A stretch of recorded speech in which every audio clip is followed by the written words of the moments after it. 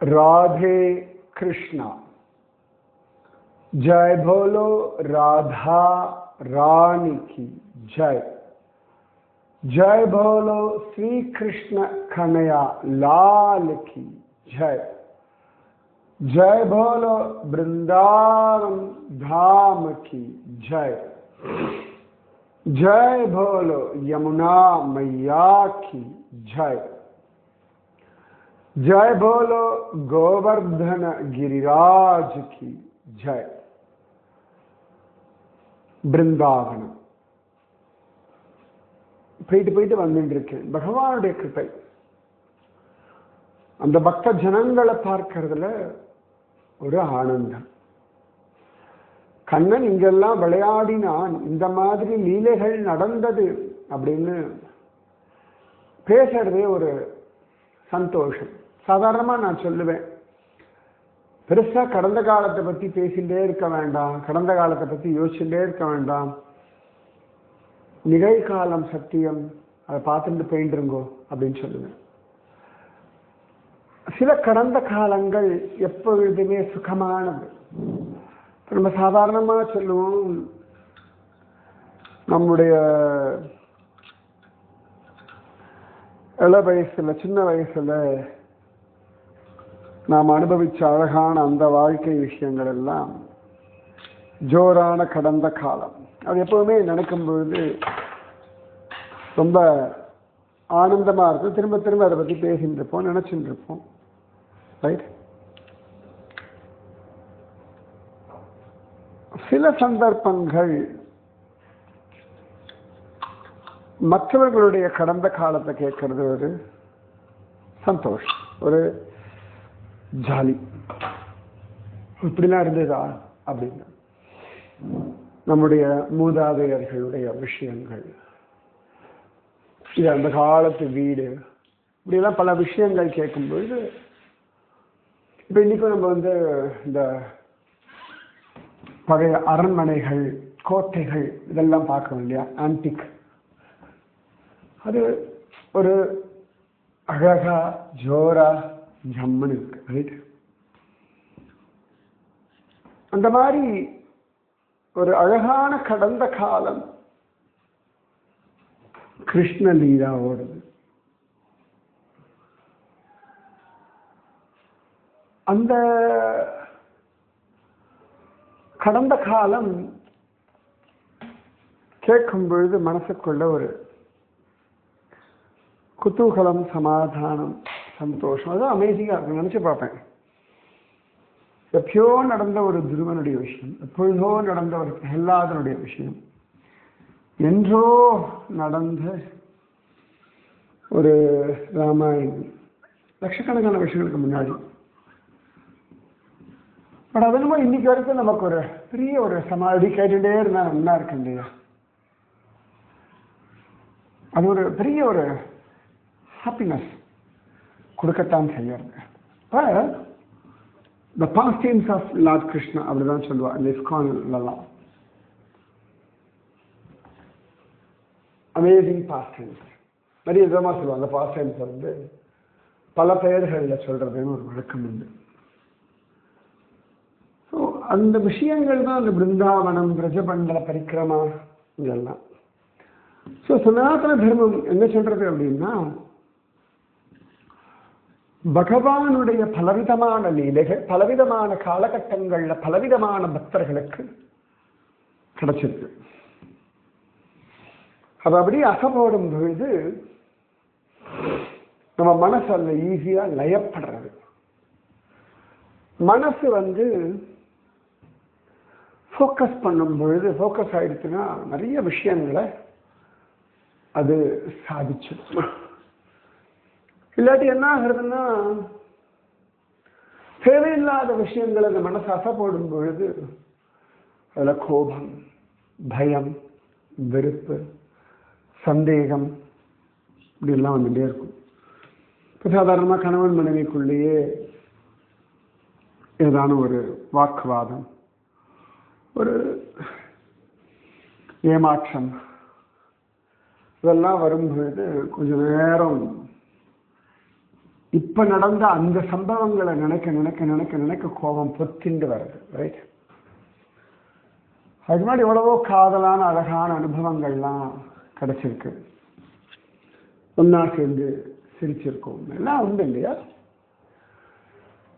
அதெல்லாம் நினைக்கும்போது டக்குன்னு இந்த விஷயத்தை பெருசு பண்ணாம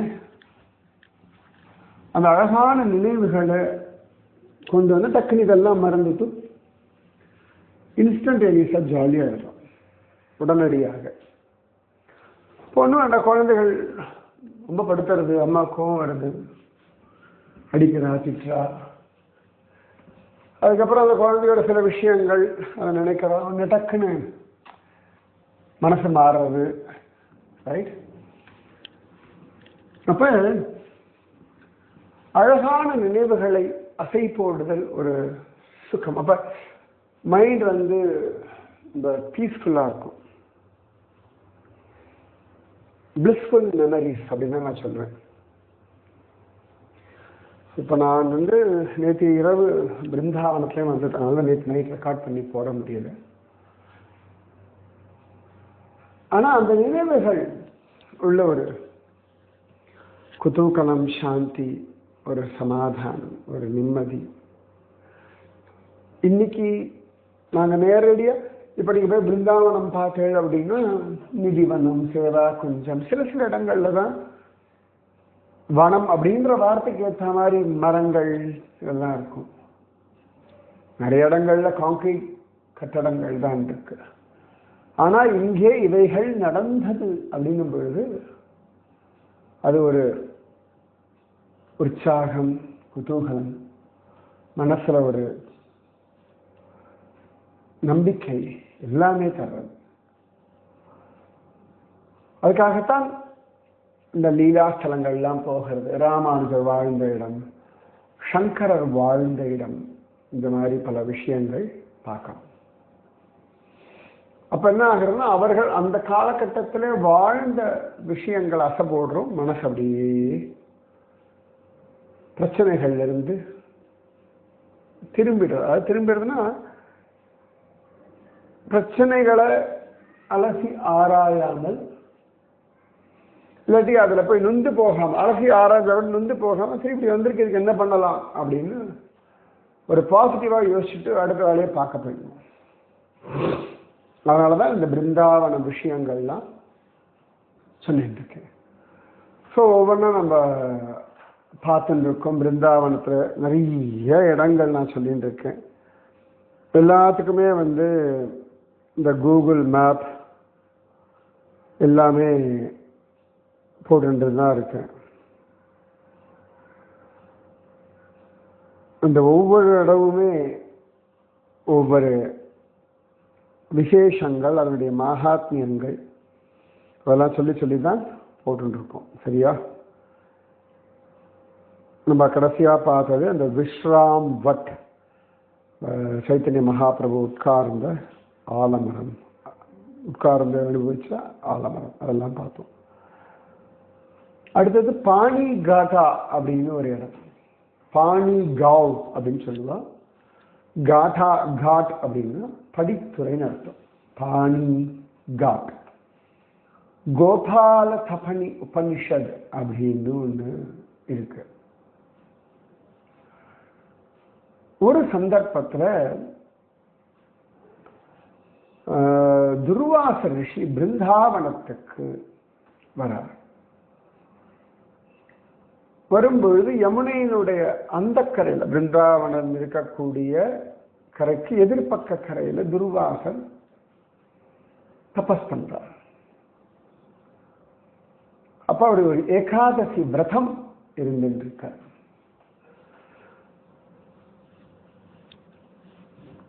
அடுத்த நாள் துவாதசி பாரணை பண்ணணும். துவாதசிய முடிக்கிறதுக்கு ஆகாரம் சாப்பிடணும். அப்ப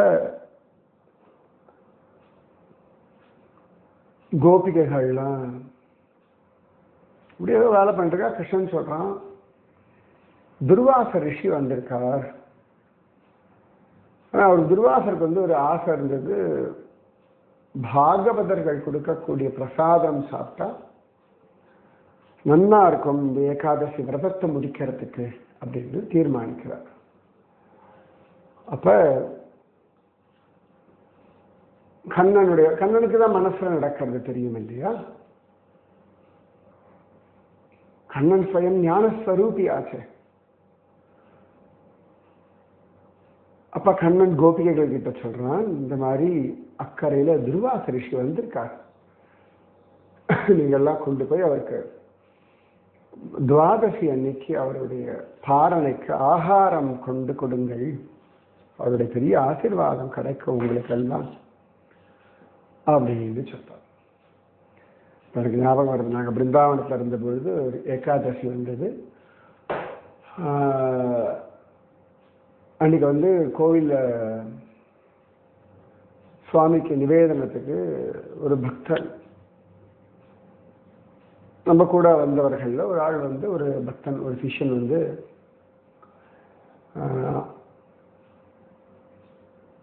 சில பாதாம் முந்திரி கூடவே அவல் வச்சு கொடுத்தாச்சு. எங்கன்னா காளிய மர்தன கோவில், அந்த காளிய மர்தன கோவில் காளிய காட் பக்கத்தில் இருக்கு, முன்னாடியே நான் சொல்லியிருக்கேன். அப்போ அவர் நிவேதனம் பண்ணலை. நாங்கள் கேட்டோம் முடிச்சுட்டு பிரசாதம் தாங்கன்னு. இல்லை நான் நிவேதனம் பண்ணல, நாளைக்கு தான் பண்ண போகிறேன். கேட்டேன் என்ன ஆச்சுன்னு. இல்லை இன்னைக்கு ஏகாதசி, அதனால அவல் இல்லையா, அது அரிசியிலேருந்து உண்டாக்குறது இல்லையா, அதனால் நிவேதனம் கூட பண்ண மாட்டேன், நாளைக்கு நான் பண்ணுறேன் அப்படின்னா. இது ஒன்றாச்சா. ஸோ சில சமயங்கள் என்ன ஆகுன்னா, சில பேர் ஏகாதசி 2 நாளோட கண்டினியூட்டில் வரும். இன்னைக்கு சாயங்காலம் ஆரம்பிக்கும், நாளைக்கு மத்தியானம் முடியும், அந்த மாதிரிலாம் இருக்கும். அப்போ சில பேர் என்ன பண்ணுவா, முன்னாடி நாள் விரதமாக எடுத்தப்ப சில பேர் அடுத்த நாள் விரதமாக எடுத்துக்கொள்வார்கள். ஸோ அது மாதிரி இன்னொரு நாள் நாங்கள் அடுத்த நாளில் முன்னாடி நாளில் மதுரா போனோம். போகும்பொழுது அன்னைக்கு சாதமெல்லாம் எடுத்து போனோம். யாரோ ஒருத்தர் ஏதோ கேட்டால் சரி கொடுத்து அவர் சொன்னார், இன்னைக்கு ஏகாதசி ஆகாரம் சாப்பிட மாட்டேன், நீங்களும் சாப்பிடாதீங்க. அவர் பிச்சைக்காரன்னு சொல்ல முடியாது, அது மாதிரினா பிச்சை எடுத்த மாதிரி தான் இருக்கிறதா, சாப்பிட கொடுங்கன்ற மாதிரி தான் கேட்டேன். அந்த ஏகாதசின்றது அவ்வளவு சின்சியராவா அங்கே ஃபாலோ பண்ணிட்டு இருக்கா. நிறைய இடங்கள்ல நான் பார்த்துருக்கேன். நம்ம பண்டரிபுரம் போகும்பொழுது, பண்டரிபுரத்தை சுற்றி இருக்கிற இடங்கள் மகாராஷ்டிராவில் ஏகாதசி உபவாஸ் மீல் அப்படின்னு விற்பா. முக்கால்வாசி அந்த ஜவ்வரிசி இருக்கு இல்லையா, அது சாபுதானா கிச்சடி அப்படின்னு அது பண்ணுவா. சாபுதானா வடை அந்த மாதிரி அதுதான் சாப்பிடுவார்கள். இந்த சாபுதானா ஜவ்வரிசின்றது மரவள்ளிக்கிழங்கினுடைய பொடியிலிருந்து உண்டாக்கக்கூடிய ஒரு பொருள். எல்லாருக்கும் தெரியும், ஜவ்வரிசி தெரியாம யாருக்கு இருக்க. எனக்கு இந்த ஏகாதசி விஷயத்தை சொல்லும்போது டக்குன்னு அந்த ஞாபகம் வந்ததுனால சொன்னேன். கோபிகள்லாம் பயப்படுறான். கண்ணன் சொல்றான், இன்னும் பயப்படுறதுக்கு ஒண்ணுமே இல்லை, நீங்க போட்டு உங்க வேலையை ஸ்ரத்தையா பண்ணிட்டு போய் அவருக்கு எல்லாம் கொடுத்தா. அவருக்கு ஸ்ரத்தை தான் முக்கியம். ரொம்ப அழகா இருக்கும், நல்லா கவனிச்சு பார்க்கலாம். துர்வாசர் கோபம் கோபம் கோபம்னு சொல்றோம். மகாத்மாக்கள் ஆச்சாரிய புருஷர்கள் இவளுக்கெல்லாம் ஒரு விஷயம் பண்ணா அது ஸ்ரத்தையோட பண்ணணும்ன்றதுல ரொம்ப பர்டிகுலர். அது அவ்வளவு ஸ்ரத்த இருக்குது அவளுக்கு. கோபம் வந்துடும், பயங்கரமா கோபம் வரும். அது அகஸ்மாத்தா தவறுகள் செய்யறதுன்றது வேற, ஸ்ரத்தைன்னு வேற. ஒரு விஷயம் பண்றோம்னா, ஓ இது இப்படி பண்றோமே, இதுல இப்படி பண்ணலாமா, இது என்ன ஏது அப்படின்னு யோசிக்கணும்.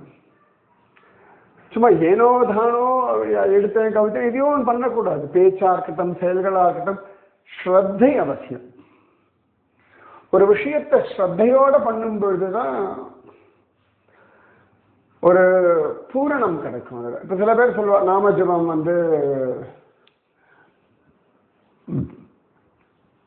பெருசா அனுபவிக்க முடியும், ஸ்ரத்தையினுடைய குறைவு. எனக்கு நாமஜபம் பண்ண வருது, நான் பண்றேன், பகவான் பண்ண வச்சிருக்கான். ஸ்ரத்தை, அந்த ஸ்ரத்தை மைண்டுக்குள்ள ஒரு நல்லா கவனிச்சு பாருங்களேன். நீங்க ஸ்ரத்தையோட பண்ற விஷயங்கள்ல உங்களுக்கு ஒரு சந்தோஷம் கிடைக்கும். அது என்னவா வேணா இருக்கட்டும், வீடு பெருக்கிறதா இருக்கட்டும், துணி துவைக்கிறதா இருக்கட்டும், பல் தேய்க்கிறதா இருக்கட்டும், குழந்தைகளை வளர்க்கிறதா இருக்கட்டும். நல்லா கவனிச்சு பாருங்க. எங்கேயாவது ஒரு இடத்துல நீங்க கொஞ்சம் மிஸ் பண்ணிட்டீர்கள் அப்படின்னா அந்த ஸ்ரத்தையினுடைய குறைபாடு, ஸ்ரத்தாஹீனம், அந்த சின்சியாரிட்டி குறையும் பொழுது தான் உங்களுக்கே உங்க மேல கோபம் வர்றது, வெறுப்பு வர்றது. அது ரொம்ப முக்கியம். ஸ்ரத்தைன்றது வாழ்க்கையினுடைய அத்தியாவசியம். நிறைய இடங்கள்ல நான் பார்க்கிறேன், தம்பதிகளுக்குள்ள தாம்பத்தியத்துல ஒரு ஸ்ரத்தை இல்லை. அதனாலதான் ஒரு பெரிய ஆனந்தம் கிடைக்க மாட்டேங்கிறது. நிறைய பேர் வேலையில ஸ்ரத்தையோட இல்லை, அதனாலதான் ஒரு தெய்வீகம் புரிய மாட்டேங்கிறது. ஸ்ரத்தையோட வேலை பண்ணோம்னா சின்சியரா தெய்வீகம் புரியும். உதாரணம் நம்ம சஞ்சயன், அக்ரூரர், அவர்கள்லாம் ஸ்ரத்தையோட வேலை பண்ணதுனால அவர்களுக்கு தெய்வீக அனுபவங்கள் கிடைச்சது அப்படின்னு மகாபாரதம், பாகவதம் எல்லாத்தையுமே காண கிடைக்கிறது. ஸ்ரத்தாவான் லபதே ஞானம், ஸ்ரத்தையுடையவன் ஞானத்தை அடைகிறான் அப்படின்றது வாக்கு. ஸோ ஸ்ரத்தை ஞாபகம் வச்சுக்கோங்க. சமயத்துல எனக்குலாம் பயங்கரமா கோபம் வரும். குருஜியம்மாக்கெல்லாம் என்ன விட்டுருங்க, குருஜியம்மாவை விஷயம் எடுத்துக்கோங்க. சில பேர் குருஜிக்கு ரொம்ப கோபம் வரும். இந்த ஸ்ரத்தையில குறைபாடு வரும்பொழுது கோபம் வராது. 7:30 மணி 8 மணிக்கு கிளம்பணும் அப்படின்னா 7:55 அங்க இருந்தா கோபம் வராது. 8:05 8:10 அப்படின்னா கோபம் வந்து. ஏன்னா ஒருத்தருக்காக ஒரு 10 பேர் 15 பேர் 10 நிமிஷம் காத்திருக்கிறதுன்றது ஒரு பெரிய குற்றம். ஒவ்வொருத்தருடைய 5 நிமிஷம் எடுத்துக்கோங்களேன். யாரோ ஒருத்தருக்காக நம்ம காத்துன்னு இருக்கோம், ரைட்? ஒரு 12 பேர் காத்துன்னு இருக்கா, ஒரே ஒருத்தருக்காக 5 நிமிஷம். இந்த 12 பேர் ஒரு கேங்கா எங்கேயோ வெளில போறா, யாத்திரை போறா, இல்லாட்டி கோவில் போறா, ஓகே, உங்க வீட்டு ஃபங்க்ஷனாவே இருக்கட்டுமே, ரைட்? நீங்க பாக்குறது 5 நிமிஷம் தானே. 8 மணிக்கு சொன்னா 8:05 வந்துட்டேனே அப்படின்னு. ஒவ்வொருத்தருக்கும் 5 நிமிஷம் இப்படி பார்க்கலாமா? அப்ப 12 பேர் உங்களுக்காக காத்துட்டு இருக்காங்கன்னா 12 × 5 60 நிமிஷம், 1 மணி நேரம். ஒவ்வொருத்தரும் உங்களுக்காக 2 நிமிஷம் காத்திருந்தாலே 12 × 2 24 நிமிஷம். 50 பேர் காத்திருந்தாங்கன்னா 5 நிமிஷம், 5 × 5 250 நிமிஷம். கணக்கு பண்ணி பார்த்துக்கோங்க. அப்ப டைம் வேல்யூ, இந்த ஸ்ரத்தை, அதுக்கு சொல்ல வரேன். டைமா இருக்கட்டும், சாப்பாடா இருக்கட்டும், சமைக்கலாம், ஸ்ரத்தையோட சமைங்க. ட்ரெஸ் பண்ணிக்கலாம், ஸ்ரத்தையோட பண்ணிக்கோங்க. அது அந்த உடுப்பு உடுத்துறதுல ஒரு ஸ்ரத்தை இருக்கணும், துணி உணர்த்துறதுல ஒரு ஸ்ரத்தை இருக்கணும், பாத்திரம் தேய்க்கிறதுல ஒரு ஸ்ரத்தை இருக்கணும். செய்யும் காரியத்தில் ஸ்ரத்தை வேண்டும். அப்ப சொல்றான் கண்ணன், ஸ்ரத்தையோட பண்ணுவோம் அப்படின்றான். கோபிகள் எல்லாம் தயார் பண்ணியாச்சு. அன்னைக்குன்னு பார்த்தா என்னமோ அந்த பக்கம் அந்த கரைக்கு போகிறதுக்கு ஒரு ஓடக்காரனும் கிடைக்கல, ஓடமும் கிடைக்கல. கோபிகள் கண்ணன் சொன்ன எல்லாம் தயார் பண்ணியாச்சு கிருஷ்ணா, ஆனா கொண்டு போகிறதுக்கு ஓடமும் இல்லை, வழியும் இல்லை, என்ன பண்றது? கண்ணன் சொன்னான், அடி போங்கடி, நேர போங்க, யமுனா கிட்ட போய் சொல்லுங்க, கிருஷ்ணன் நித்திய பிரம்மச்சாரின்னு சொல்லுங்க, வழி விடா போங்க. வேற ஆளுன்னு கிளம்பி போயிட்டான். கோபிகள் ராதாராணியா பார்த்தா, என்னது இது, இவங்களெல்லாம் அழகா கட்டி பிடிச்சு புத்தம் கொடுத்துட்டு இருக்கான், இவங்க எப்படி நித்திய பிரம்மச்சாரின்னு வேற சொல்றாங்க, என்ன அநியாயமா இருக்கு. சரி, ரைட், இப்போதைக்கு அங்க போவோம். ஏன்னா துர்வாச நேரம் ஆயிடுச்சுன்னா கோச்சிப்பார். அதான் திருப்பி அஸ்ரத்த வந்தா கோபம் வரும். அந்த அஸ்ரத்தையில கோபம். உடம்பு முடியல, அவர்கள் லேட்டா வந்தான பெரிய விஷயம் இல்லை. There is a reason. காரணங்கள் இருக்கணும். அப்ப இந்த கோபிகைகள் ராதாராணி எல்லாம் யமுனை கிட்ட போனா, நல்ல வெள்ளம் வேற. கோபிகள் ராதாராணி தான் சொன்னா, கண்ணன் நித்திய பிரம்மச்சாரி, யமுனா வழிவிடு அப்படின்னார்கள். இது நடந்தது பாணி காட்டா, இந்த படித்துறை, இந்த பாணிகாம் அதனுடைய படித்துறை நடந்தது. உடனே டக்குனு யமுனா வழிவிட்டா. கோபிகள் ராதாராணிக்கெல்லாம் ஆனந்தம். அந்த பக்கம் போயாச்சு. துர்வாசன நமஸ்காரம் பண்ணார்கள், துர்வாசருக்கு எல்லாம் கொடுத்தார்கள்.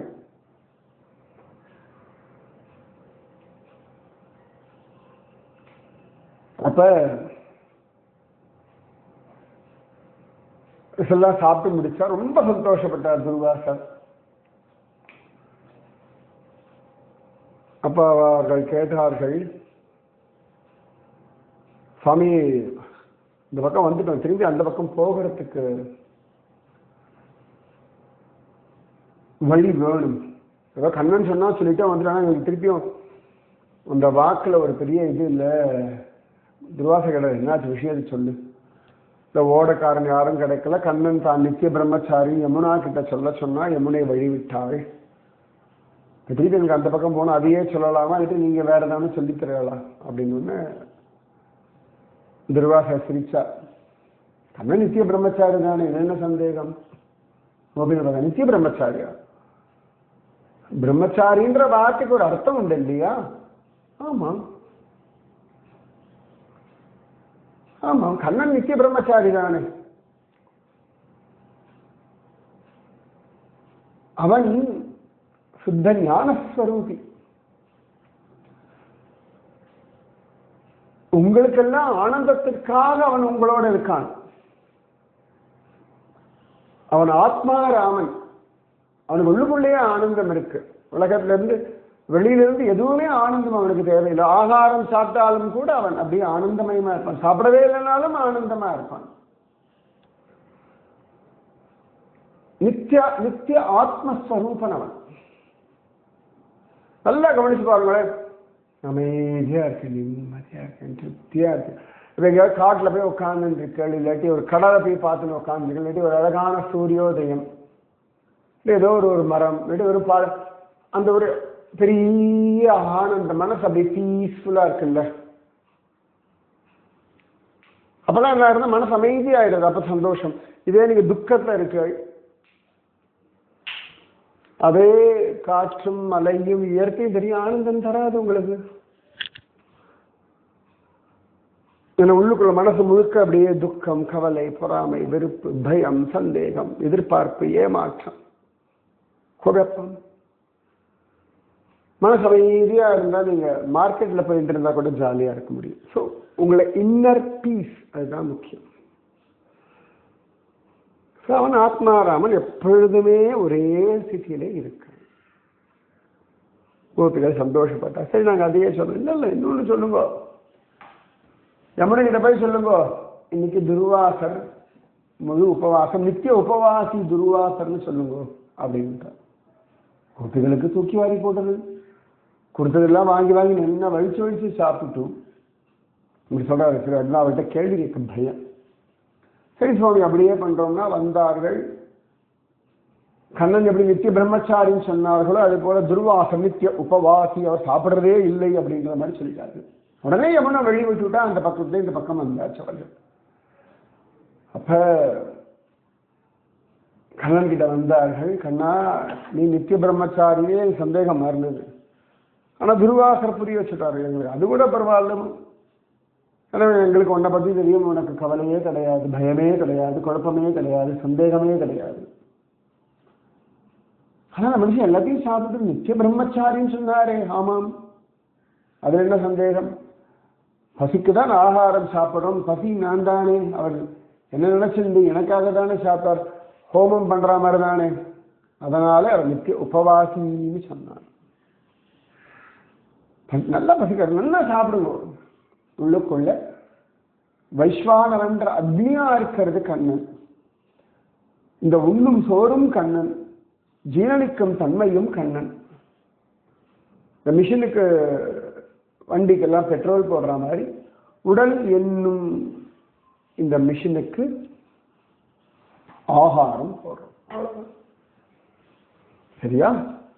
இது எவ்வளவு தூரம் உங்களுக்கு புரியறதோ இல்லையோ, ஆனா கண்ணன் பற்றற்றவன், துர்வாசர் பற்றற்றவர் அப்படின்னு புரிஞ்சுண்டா சரி. இதெல்லாம் நடந்தது இந்த பாணி காட்டா. பாணி காட் முன்னாடிலாம் யமுனை அவ்வளோ அகலமா இருந்தா அத்தனை கொஞ்சம் தள்ளி போயிட்டா யமுனை. ஆனாலும் இன்னைக்கு அந்த பாணி காட் அந்த இடம் இருக்கத்தான் செய்யுது.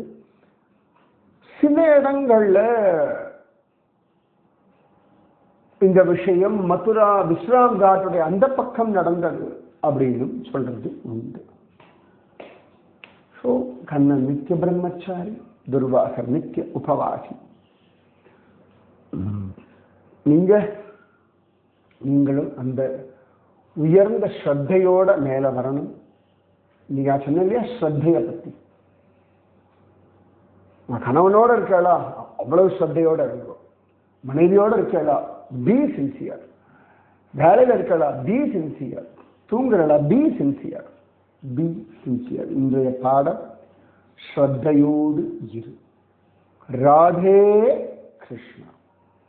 ராதே கிருஷ்ணா கிருஷ்ணா ராதே, ராதே கிருஷ்ணா கிருஷ்ணா ராதே, ராதே கிருஷ்ணா கிருஷ்ணா ராதே, ராதே கிருஷ்ணா கிருஷ்ணா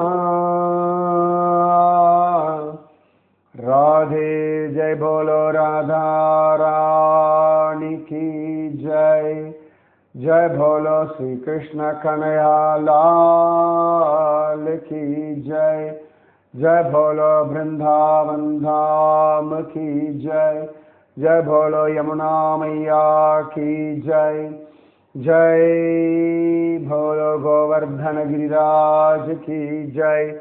जय बोलो दुर्वासा महर्षि की जय. राधे कृष्णा.